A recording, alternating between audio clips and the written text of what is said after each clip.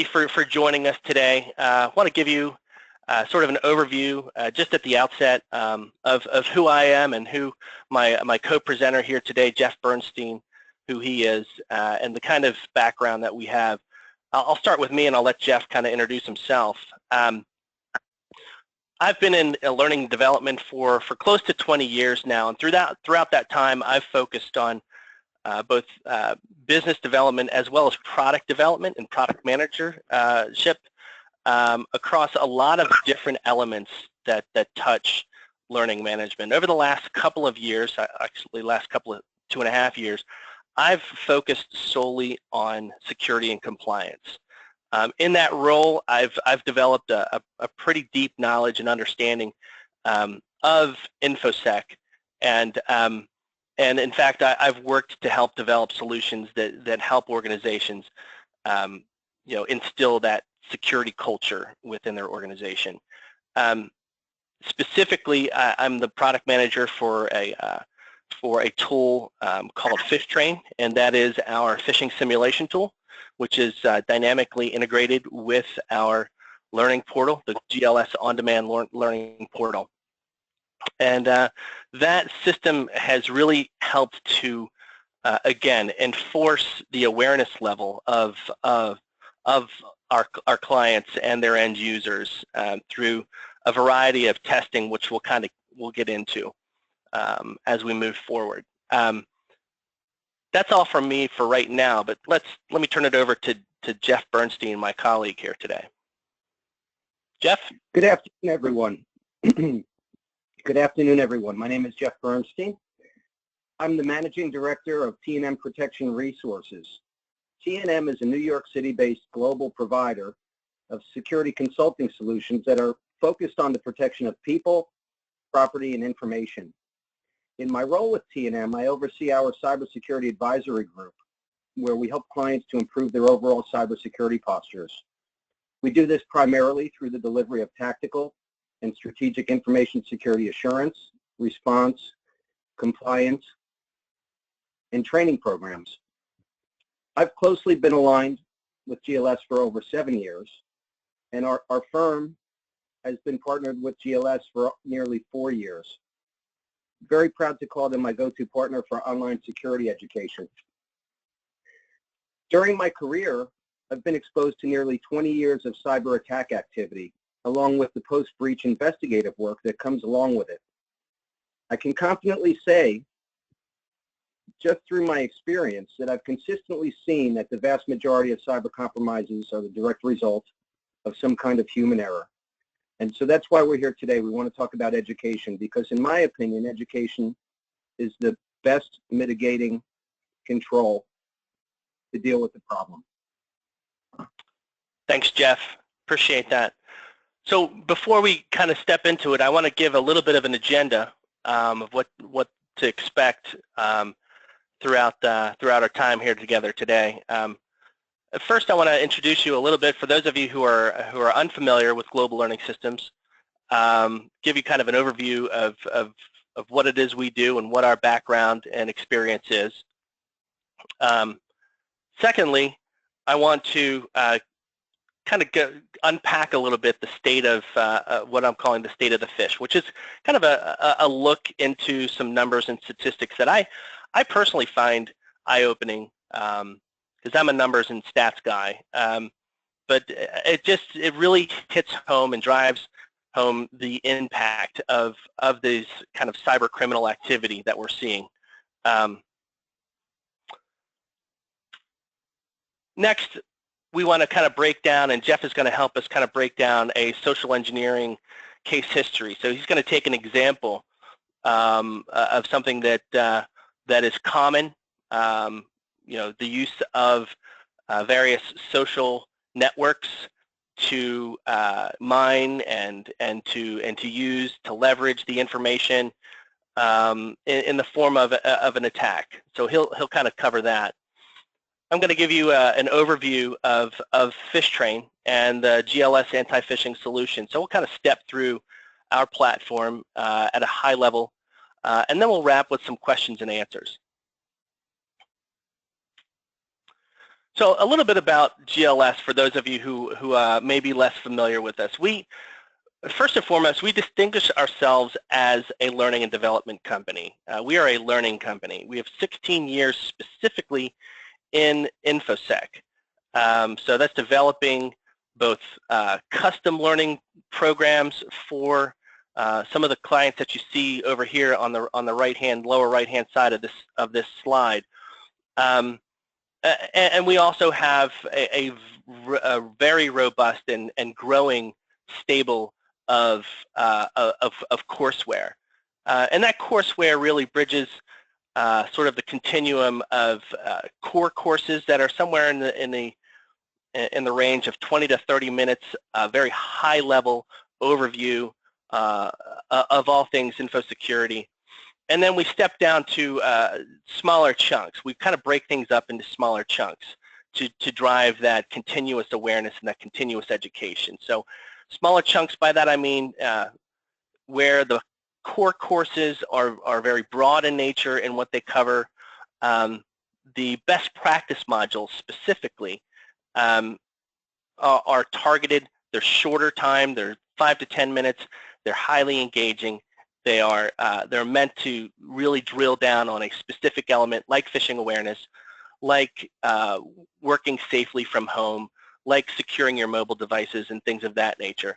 And then we also have a series of security short videos which range anywhere from 1 to 3 minutes, and they're really great to send out on perhaps a monthly or a quarterly basis. And really, what we're trying to instill is that constant messaging and that constant enforcing to keep cybersecurity and information security top of mind throughout the year. It's not just a check in the box, a one and done type scenario, but imagine offering up that core course and then periodically throughout the year in a deliberate fashion introducing other pieces of content, again, to enforce that top of mind awareness.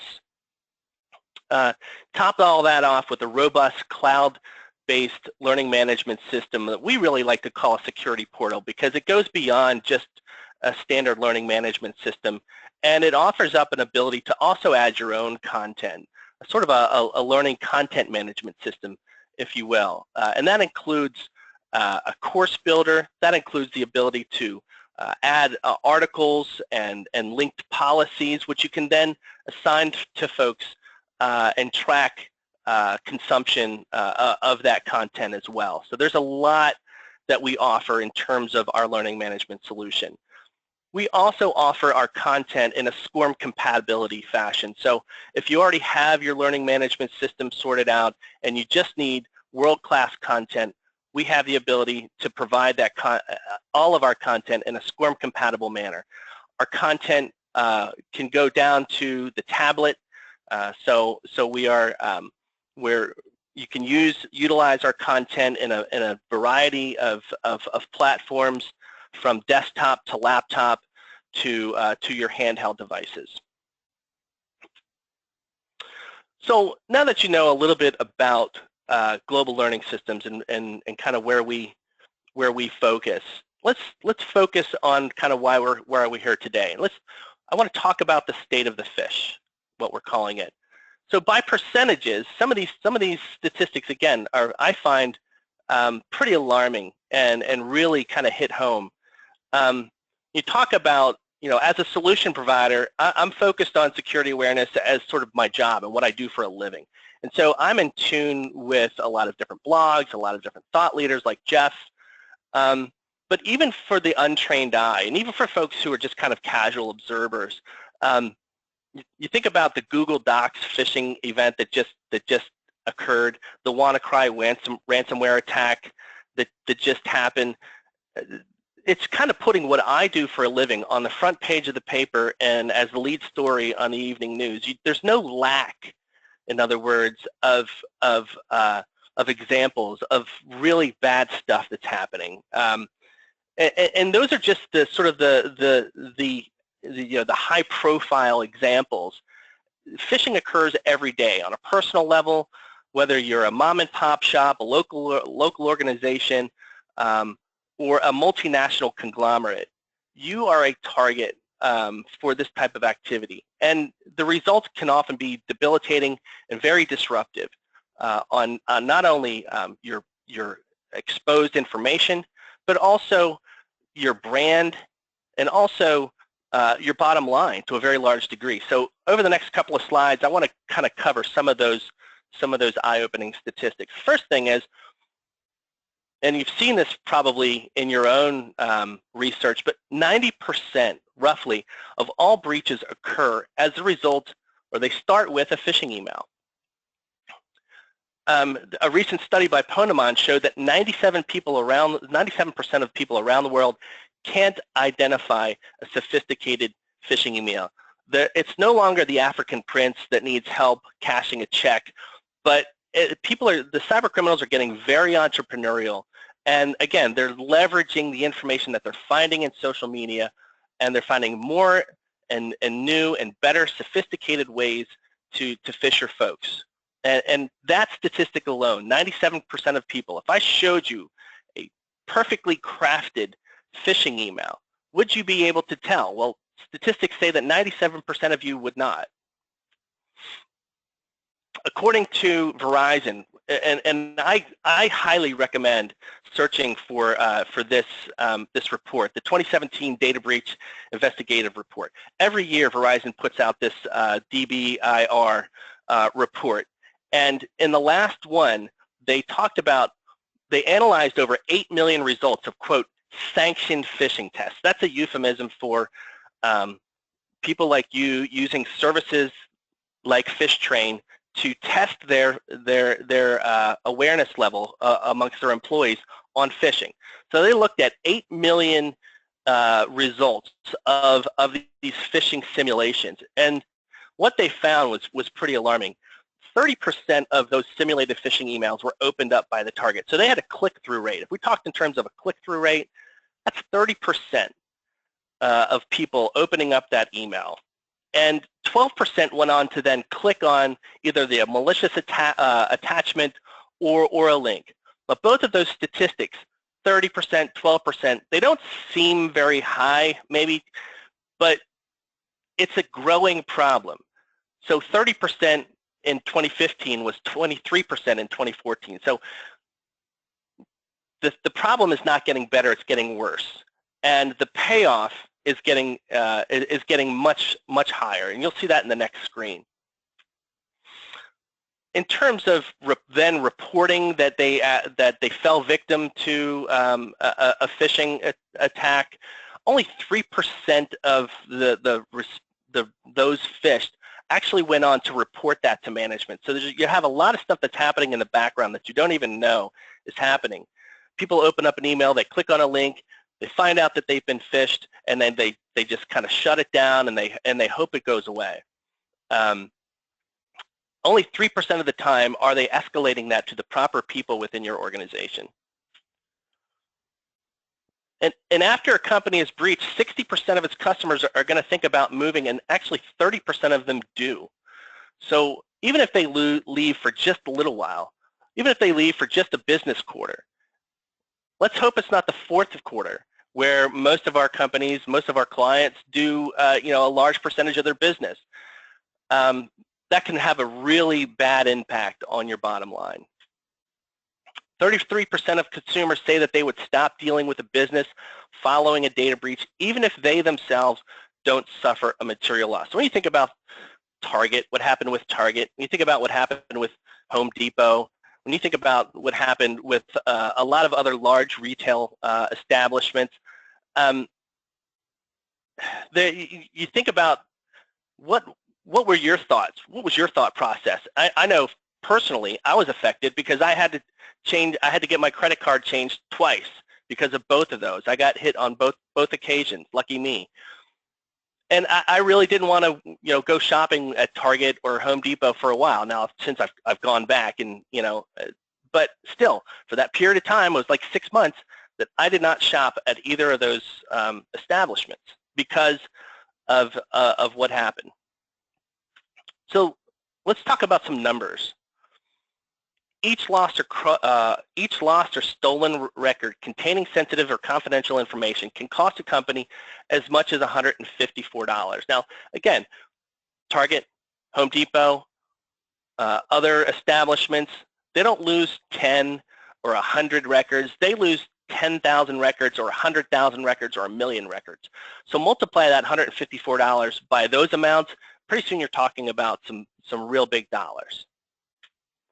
The average data breach costs a company $3.8 million, and that breaks down to detection and escalation, notifying your stakeholders and customers, doing that sort of post-mortem investigation, and of course lost business.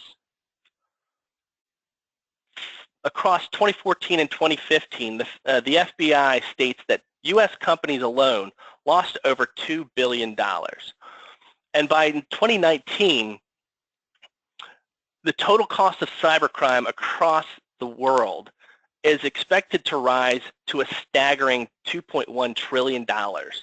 That number is just so hard for my mind to kind of wrap itself around. I don't know about y'all, but that's a huge number.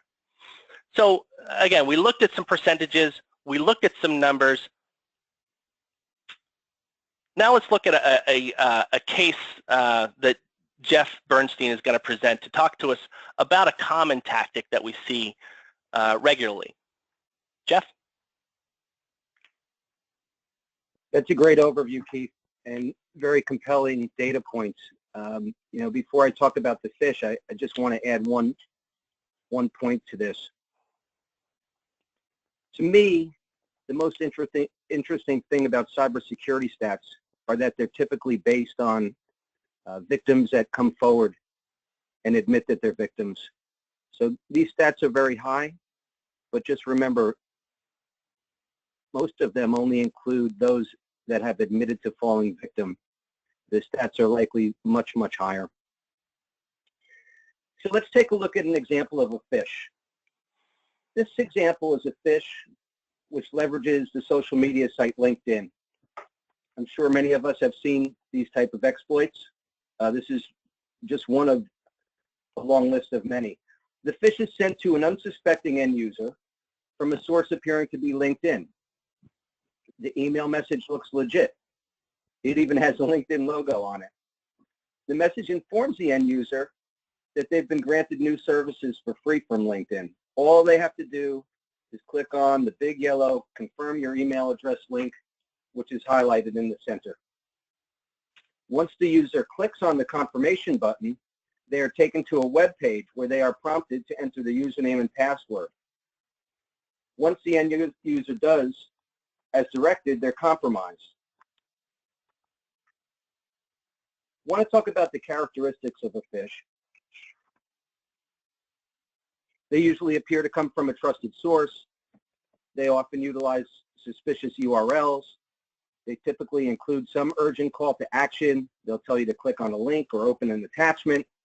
Unfortunately, once the recipient takes the action, you're very quickly compromised by a malicious download. These things could be a remote access Trojan, we call that a rat, a keylogger of some kind, or some other form of malware that quickly owns the victim's system. And once the system is compromised, every task that the user takes, every action that the user takes on that computer is visible to the attacker. So this will include key entry of authorized usernames and passwords, access to any applications being used, media that's stored. You know, so they get all of your accounts. They get your email accounts, they get your banking accounts, and everywhere else. So these type of attacks are very easy to deliver. They're often not even very sophisticated.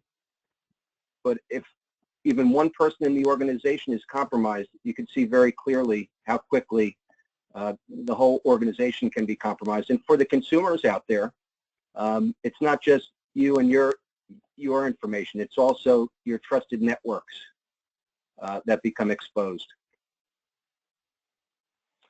That, to me, that's kind of a harrowing example of what could happen, but it's not lifted out of any kind of fictional book. That stuff happens all the time. And you know, I'm not a fan of sensationalism or people trying to play up the worst case scenario. We're not even trying to play up the worst case scenario here. This is the kind of stuff that happens on a micro and a macro level weekly.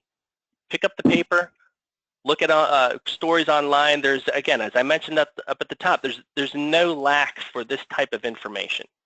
And so what can be done about this? We can spend a fortune on various systems. We can bolster up our spam filters. We can bolster up our malware detection.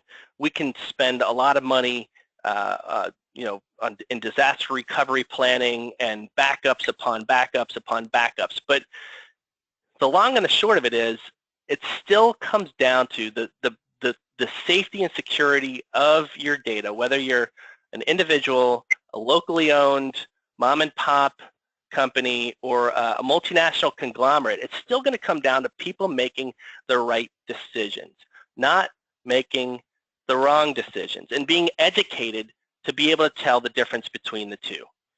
And so, again, we are a learning company. We have a robust solution around education and anti-phishing testing. But at the end of the day, if you had another $1,000 to put onto your budget, where would that money best be spent?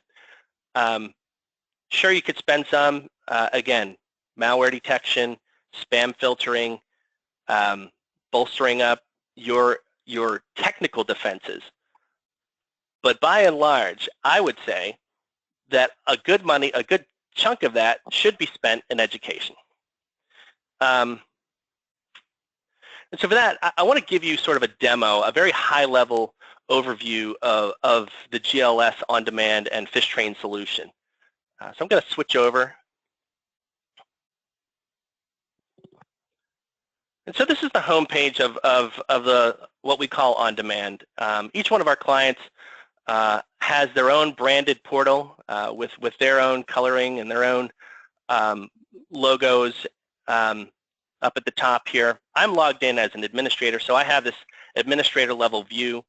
But in terms of content, you look at some of our core courses. These are 20 to 30 minutes in length, and these are great for broad level overview and your annual training, compliance training. And where the core courses, again, are very broad in nature and are anywhere from 20 to 30 minutes, the best practice modules are great at reinforcing at strategic times throughout the year the message to keep, as I mentioned, cybersecurity and info security top of mind. We have a suite of what we call information security best practice modules on specific things like avoiding phishing message threats, or browsing the web securely, or securing your information during travel.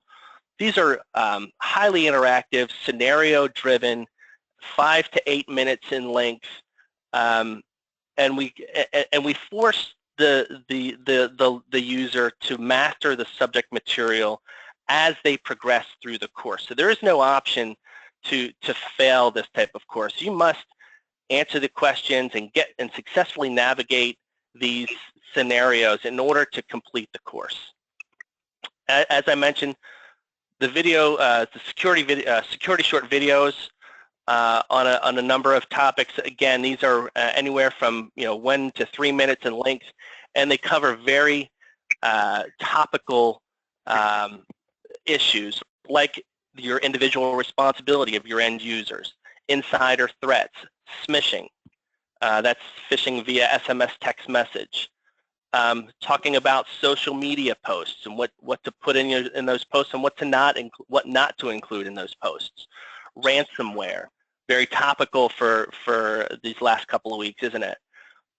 So again, these videos are great to go out on a monthly basis or quarterly basis, or in conjunction with, throughout the year you want to stage different interventions or different campaigns around specific items, and these make great supporting material And as you can see here, we're not just about information security. We also cover other topics that equally, like HIPAA, like PCI, so if you have folks that are handling credit information, like data protection. So we have a lot of other topics around that. We also, historically, we're a office training. We have office skills, as you can see here. Also, we touch on OWASP, so your coders, your developers, your web developers. We have courses structured for those, role-based training for IT administrators, security managers, and security specialists. And we also cover a wealth of topics around HR, things like sexual harassment, and those kinds of topics as well. So I just wanted to give you an overview of sort of the depth to which we get into not only security training, but also compliance training.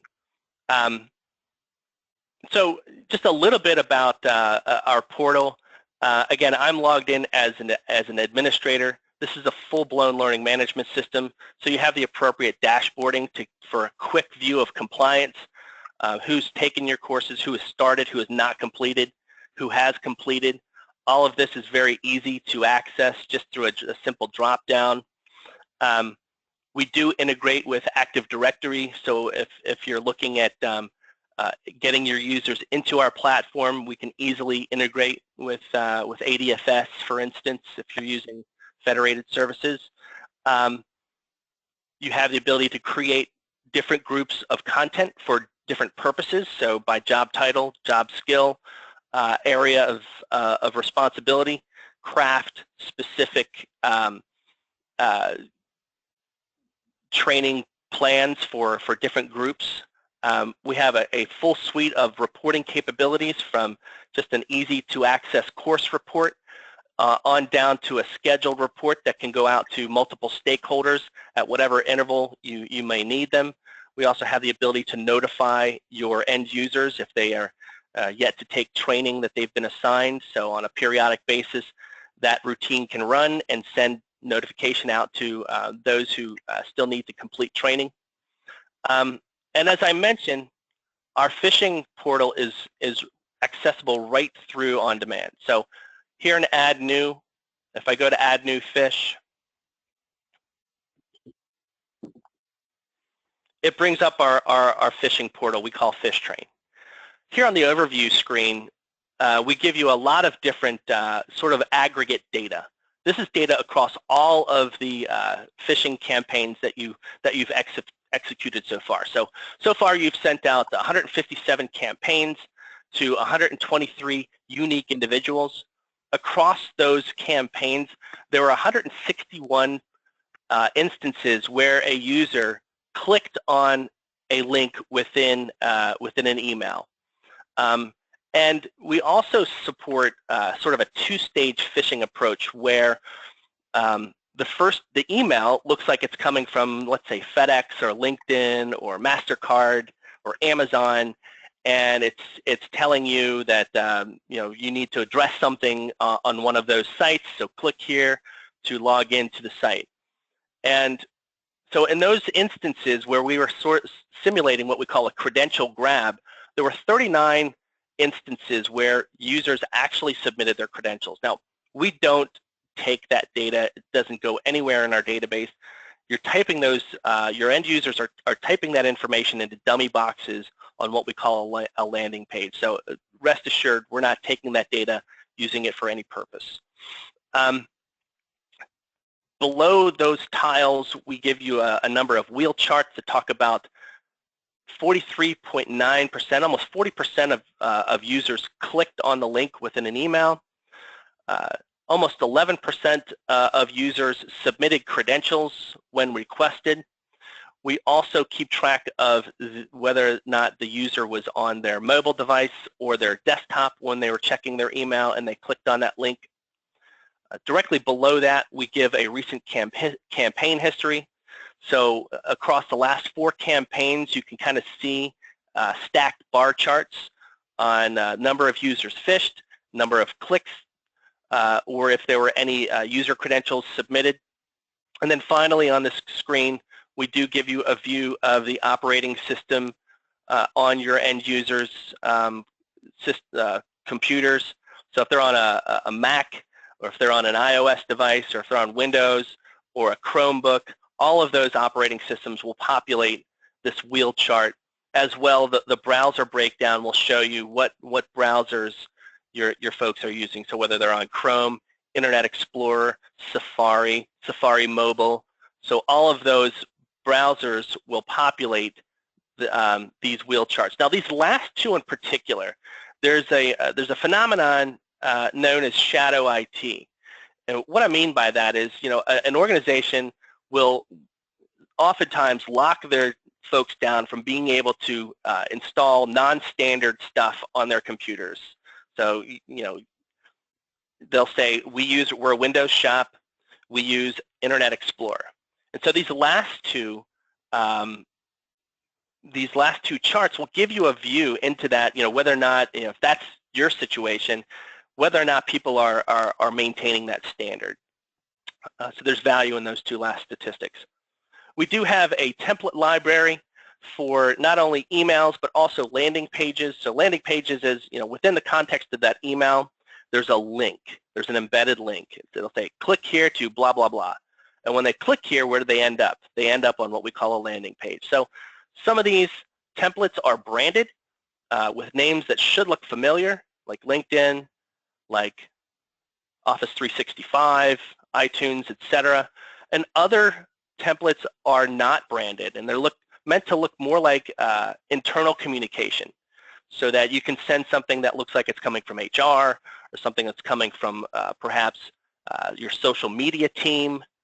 For instance, here's one that says, hey guys, we just reached 100,000 likes on our Facebook page. If you haven't already done so, please follow us, right? So follow us, that's a hyperlink in the context of that email. And so when they click on it, they're going to receive whatever messaging on that landing page that you've decided to present to them. All of these templates can be customized, so they're flexible in that regard. You can use them straight off the shelf, or you can customize them to better suit your culture, your internal terminology that you may use, and just give it more of an internal look and feel. As I mentioned, on the overview screen, you get aggregate data across all of the campaigns. There is a campaign drill down, so an ability to go through and look at data across all of, or each individual campaign. In terms of the types of campaigns that we support email campaigns, as well as phishing via SMS, as well as phishing via robocall or pre-recorded message. I'm not going to step through the process of actually setting up a campaign. And if you're interested in a demo of that functionality, please don't hesitate to put that into chat, and we'll follow up with you directly and give you a much deeper dive into our solution, inclusive of perhaps even if you wanted to take a look at some of our content, we could create a demo site, a demo portal for you to view our content. But that's just kind of a high-level overview. Now, based on the activity of a phishing recipient, if they were to click, let's say, on an embedded link within an email, because we're dynamically linked to On Demand, you could then automatically enroll them into a group of courses or a course, depending on what the exercise is. So, in other words, the exercise doesn't just stop at when somebody clicks on a link, but there are consequences as a result to that clicked link, and that could be receiving some additional training. So in other words, imagine somebody gets an email, they click on the link, you could automatically enroll them into one or perhaps several of our courses, and then that person will get a notification that they've been enrolled into training, and further through scheduled reports and notifications, you can automate the compliance aspect of that training. So you can schedule reports to run on whatever frequency you may need them, and based on the results of that report, Anybody who has not started that training or not completed that training can then be sent notifications.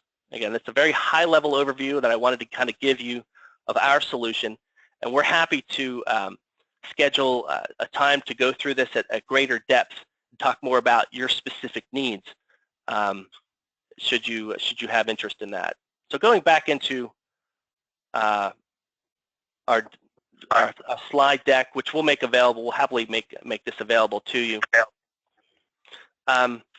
Again, just to wrap up, specific to our solution, it's unlimited phishing with your admin dashboard and the relevant analytics and reports. The email template, unlimited testing, simulations for credential harvesting, SMS exploits, as well as phishing, that phishing via robocall or pre-recorded message.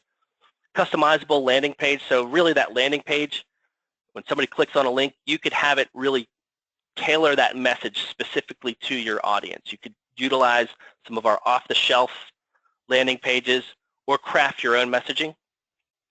Just-in-time anti-phishing remediation training, so by that we mean enrollment into training or offering up an immediate learning experience on that landing page. So embedding perhaps one of our security short videos or giving them some points to avoid phishing attacks in the future. And as I mentioned again, we're fully integrated with our on-demand security portal. So again, that was a very fast and high-level overview of our solution, but I wanted to leave time to entertain any questions that we might have with from any of our attendees. And Michelle, do we have anything? We do. We have two, and I think they're very good questions I'd like you to go over if you can. One is, can we create our own templates or just change your template? Absolutely. As I mentioned, we give you a template tool to create your own both email templates as well as landing pages. So full flexibility with regard to that. And the other thing I'll mention is, a lot of companies that we talk to don't have the internal resources to build out those things. So we do have a managed service available where we can actually consult with you on the look and feel and the messaging that you want to get across, and we can work with you to realize that vision. Great. And the other one I had was, what size companies are the anti-phishing solutions a good fit for? That's a great question. In terms of size, we've served a 30-person organization. We also have served upwards of tens of thousands. We're scalable in that regard, and I think at every level, from the individual on up to that multinational conglomerate with localized content, I might add. Our courses are available in a number of different languages, over 20 different languages. And when we say, I want to draw that distinction there, it's localized content. It's not just translated. So in other words, we don't just translate the words on the screen. We try to localize it for that region of the world where that course will be consumed, with examples and the relevant screenshots and those kinds of things. So I think at every level, every size organization could benefit from some form of education. As I mentioned, you could put most of your money in expensive spam filters, disaster recovery plans and backups upon backups, but it still comes down to humans making the right decision. And we say, strengthen your human firewall. That's the important piece. Other questions, comments? We do have one. What is the pricing model per user? I know that's more of a package or something you would work on, but that was a question we had. Sure. We've priced this to fit every budget. I know that sounds cliche, but we really try to work with the client, with our partner, I might add. We like to try to be a partner in your organization, and we want to work with you, and we want to craft the specific solution that's going to meet your needs. We have great bundles, great packages available Again, for small to medium-sized business, on through enterprise, we'll work with you. And if you need specific pricing, reach out to us, and we're happy to work with you.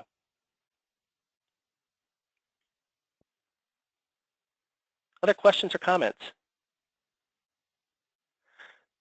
So Jeff, if I could lean on you for a second, we talked about that LinkedIn example, for instance, and a lot of that is just very high level. What are some of the things downstream? You mentioned, for instance, let me find your slide here. You mentioned some of the things that can happen as a result of clicking on a link within an email or landing on a malicious website. Go over sort of in finer detail, if you would, some of the things, and maybe even use, if you have some real life scenarios where and by all means, don't name names, but do you have any examples of an organization and the sort of what happened sort of downstream after this event? Sure. Let me first say again that I can't impress upon everyone enough that cyber compromises are very costly and very difficult to recover from. At a high level, there may be two different types. The first is more of a smash and grab kind of compromise. They're loud and destructive. You're compromised fairly quickly. You're having system problems. You're locked out. Your files are encrypted on you. You can't open them. Maybe you've sent money. You've had a wire transfer, exploit. There are also other types of attacks that are low and slow. The attackers, they get into your systems. You don't know that they're there. They may be there for long periods of time. And, typically they're looking for something specific like credentials, your research, your PII, your IP. These attacks, in my opinion, are usually the most costly. And they're also, very difficult to detect. So, in my role at T&M, we investigate all sorts of compromises. And I can tell you firsthand that this is a very real, challenge that companies are dealing with across business sectors also. It's not just healthcare or financial services. It's any organization that's connected, any geography, any number head count. It's any organization that's connected. And, we've seen compromises result in simple things like website defacements. We've seen outages. Loss in productivity by the workforce is always a serious factor. We saw this massive attack last week. We're investigating cases involving that, where we have ransomware that locks your data and holds it for hostage until you pay a ransom. We see large leakages of data and theft of funds. Sometimes these things are perpetrated by criminals overseas. Even if you can fingerprint who the attackers are, there's not usually any legal recourse to go after them because they're in these foreign countries where you can't get help. We've seen identity theft cases. We've even seen total collapse of businesses. It's entirely plausible that can happen, that a cyber compromise can cause that. I'll just throw in one last one because I think this is fairly significant.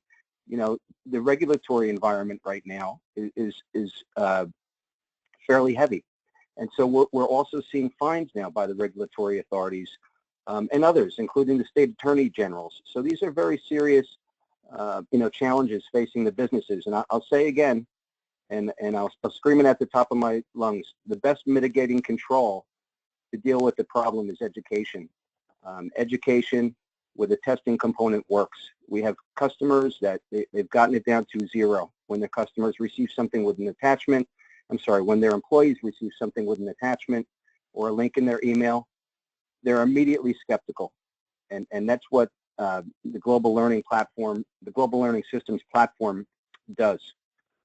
So I highly recommend it. And are there any other questions? I think that's a great kind of point to put on it, Jeff. A great reinforcement. Again, this isn't worst case scenario. This isn't the sky is falling or the boy who cried wolf. is real life. This is really happening on a daily basis, and really it's a problem that to a large degree can be mitigated through continuous education, through not just doing the check in the box, one and done course, but structuring a deliberate and methodical plan across, could be 12 months, could be 3 years, of trying to move your culture from a sort of a reactionary to really an owner-operator where it comes to information security and the security of your data. We appreciate your time here today, folks. If there are questions that come up after this call, please feel free to reach out to either myself or Jeff. You have our contact information, or please feel free to reach out to Global Learning Systems and let us talk about how we can help strengthen your human firewall.